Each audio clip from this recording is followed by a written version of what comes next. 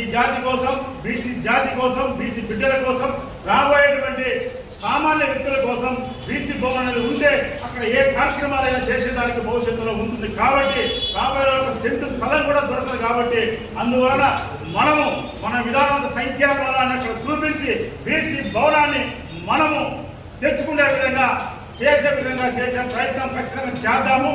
ఆ విధంలో ఒక మిలిటరీ ఉద్యోగంగా చేస్తే తప్ప ఎక్కడ లేదు. ప్రతి నియోజకవర్గంలో బీసీ భవన్ కట్టడని ప్రభుత్వం దగ్గర జీవో కూడా 2014 నుంచి ఉంది.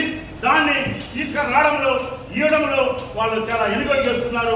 వాళ్ళకు కూడా తెలుసు బీసీల చైతన్యం అయితే, ఈ సమాజంలో అధిక సంఖ్యలో చైతన్యం అయితే మాకు కూడా ఇబ్బంది అనేది కూడా వాళ్ళకు కూడా తెలుసు. కాబట్టి ఈ విషయంలో ఒక ప్రత్యేకంగా ఒక కార్యక్రమం పెట్టుకొని జ్యోతిరావు పూలే జయంతిని మనం కోరుకున్న ప్లేసులో అలాగే చూసి అక్కడే పట్టణం పెట్టి అక్కడే జయంతి చేసి మహా ఉద్యమంగా అక్కడి శ్రీకారం చుట్టే కార్యక్రమాన్ని తీసుకుందామని ఇది ఒక చరిత్రలో నిలిచిపోతుంది. కేసులకు మనం అన్యాయం చేయడం లేదు, దుర్మార్గాలు చేయడం లేదు. చాలా మంది వ్యవస్థే మనకు సపోర్ట్ గా ఉంటుంది. కేవలం 2-3 గంటలే, ఆ 3 గంటలే మనం గట్టిగా నిలబడితే, ఆ 3 గంటలు ధైర్యంగా ఎదుర్కొంటే, ఆ 3 గంటలు మనం నిలబడితే అందరు సపోర్ట్ తీసుకుంటే మాకు తరతరాలుగా ఈ జిల్లాలో ఈ బద్వేలు నియోజకవర్గంలో బీసీ భవన్ కోసం మేము పెట్టిన అర్జీలు ఎన్నో ఉన్నవి. ఈ రోజు అందరిలో మేమంతా ఒక కమిట్మెంట్ గా వచ్చాము. మాకు బీసీ భవన్ స్థలం కేటాయించండి, మేమే చూపించాము. మనము ఏరే వాళ్ళని ఇవ్వము, ఓన్లీ ప్రభుత్వం స్థలంలోనే మనం ఆ విధం చేద్దాము.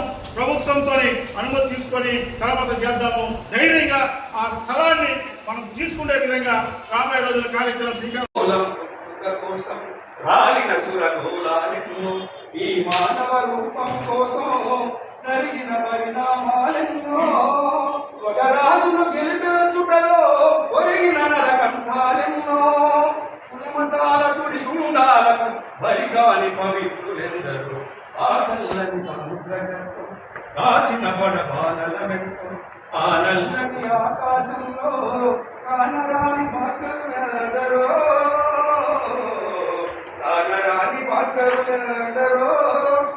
అనాథులు అనాథులుండని ఆనవయుగమనంత దూరం కరువంటూ కాటకమంటూ కనిపించని కాలాలకులో పసిపాపల నిధుల కనులలో ముసిరిన భవితవ్యం ఎంతో గాయపడిన కవి గుండెలలో